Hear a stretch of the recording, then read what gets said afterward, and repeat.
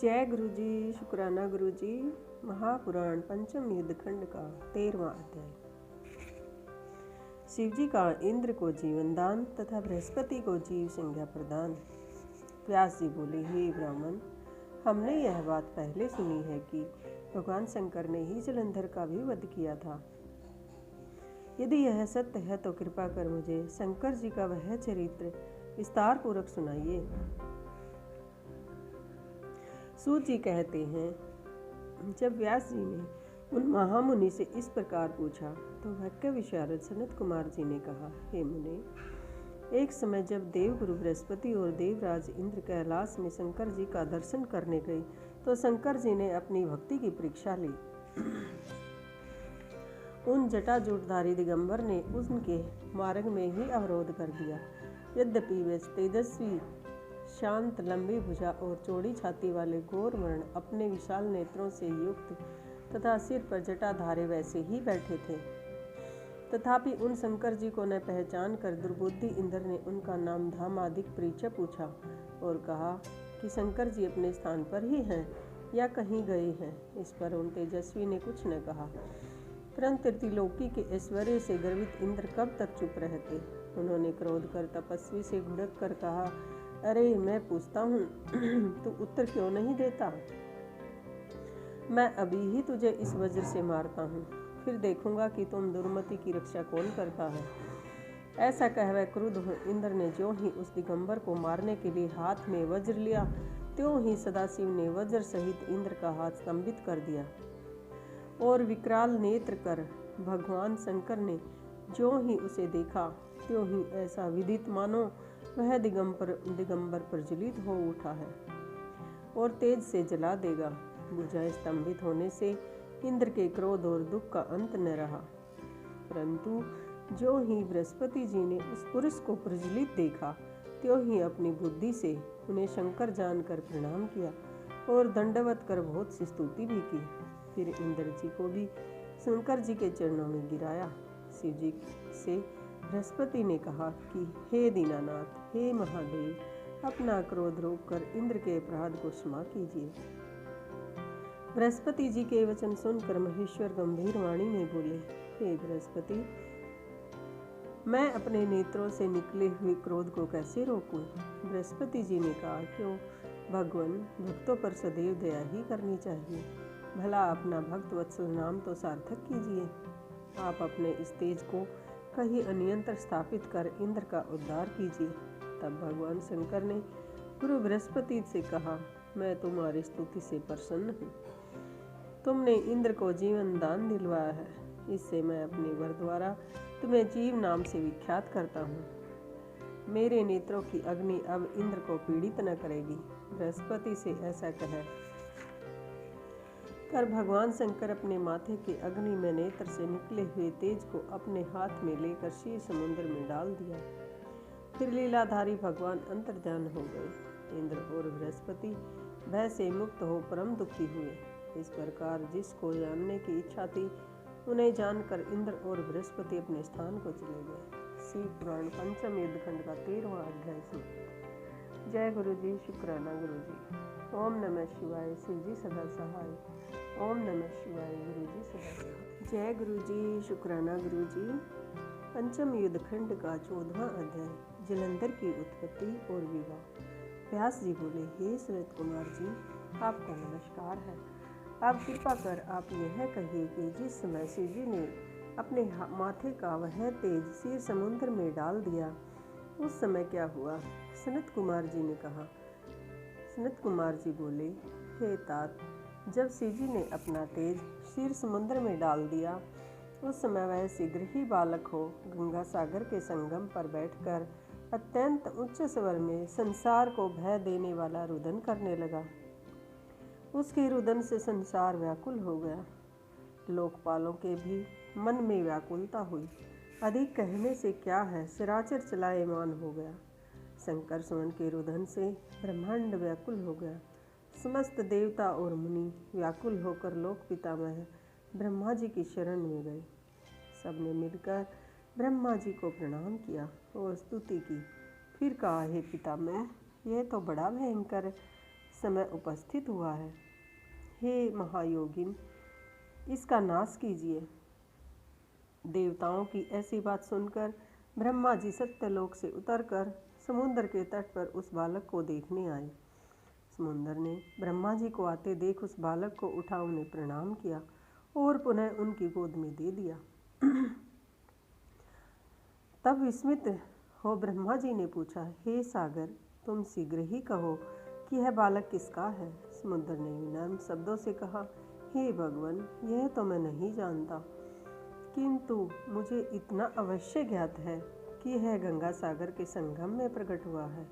अतएव हे जगत के गुरु, आप इस बालक के जात कर्म आदि संस्कार कीजिए। इसका जातक फल बतलाइए। सनत कुमार जी कहते हैं, इधर तो सागर ब्रह्मा जी से ऐसा कह ही रहा था, उधर सागर पुत्र ब्रह्मा जी के गले में हाथ डालकर बार बार उनका आकर्षण कर रहा था। फिर तो उसने इतने जोर से ब्रह्मा जी का गला पकड़ा कि उससे पीड़ित हो उसके नेत्रों से आंसू टपकने लगे।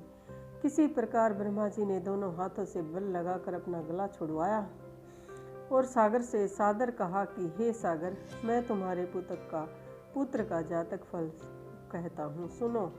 मेरे नेत्रों से यह जल निकला है, इस कारण इसका नाम जलंधर होगा।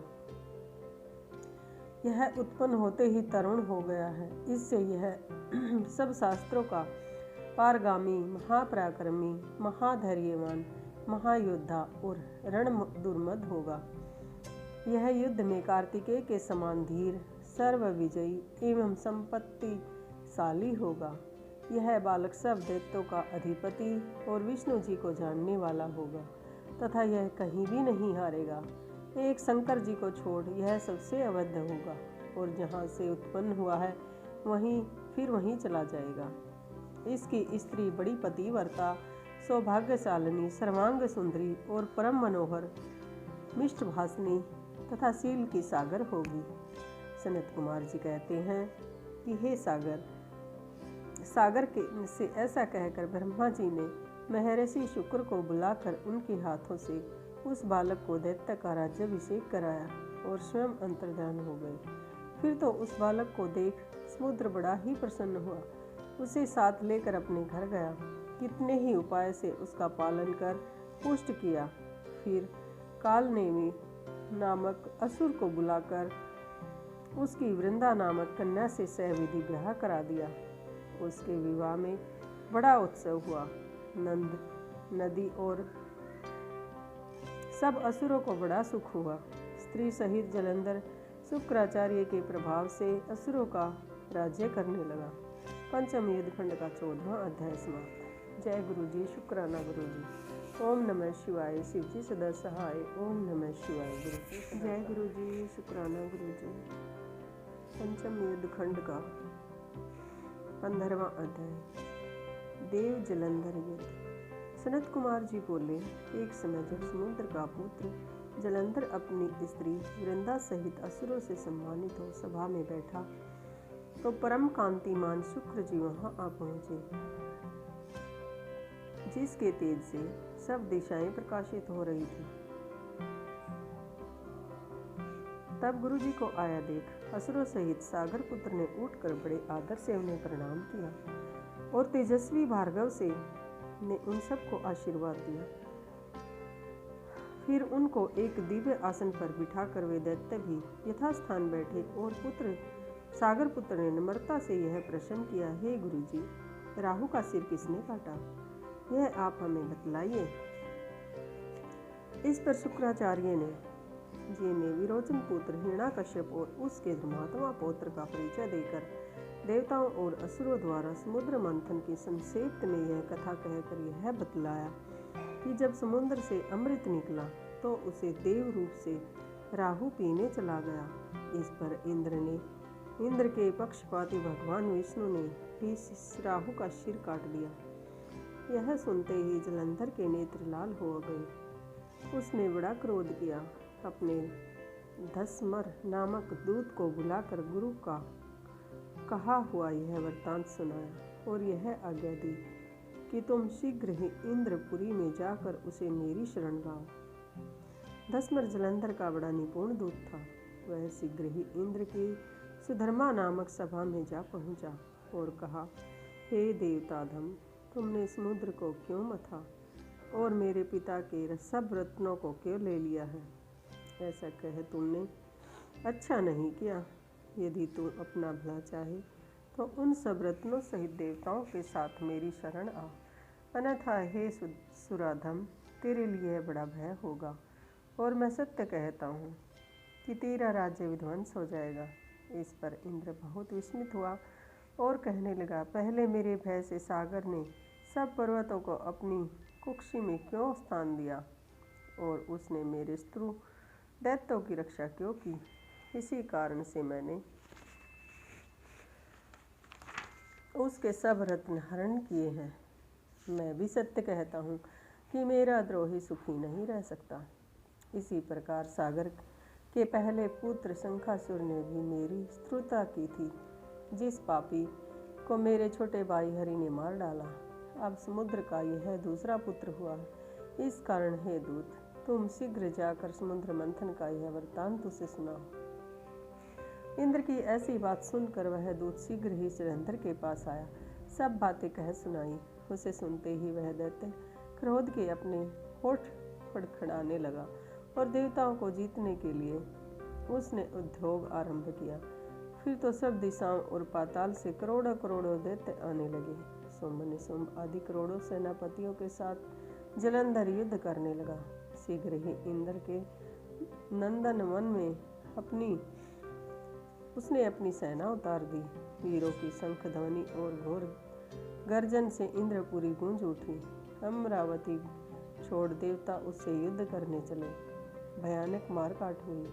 दोनों पक्षों के आचार्य अपने अपने दल के मृतकों को जिलाने लगे। असुर के गुरु आचार्य शुक्र अपनी मृत संजीवनी विद्या से और देवगुरु बृहस्पति द्रोणगिरी से औषधि लाकर जिलाते रहे।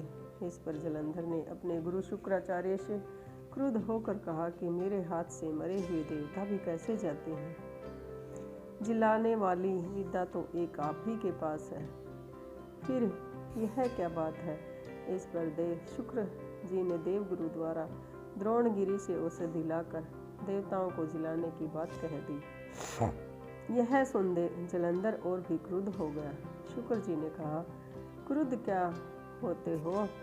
यदि शक्ति हो तो द्रोणगिरी को उखाड़ कर समुद्र में फेंक दो, तब मेरे कथन की सत्यता प्रमाणित हो जाएगी। इस पर क्रुद्ध जलंधर शीघ्र ही द्रोण पर्वत के पास जा पहुंचा और एक परम वेग द्वारा अपनी भुजाओं में पकड़कर द्रोण को समुद्र में फेंक दिया। भगवान शंकर का तेज इसमें जलंधर की कोई विचित्रता नहीं थी।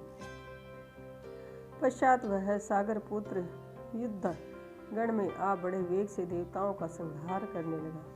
जब बृहस्पति जी औषधि लेने गए तो द्रोणाचल को उखड़ा हुआ शून्य पाया। वह भयभीत हो देवताओं के पास आए और कहा, युद्ध बंद कर दो, जलंधर को अब नहीं जीत सकोगे।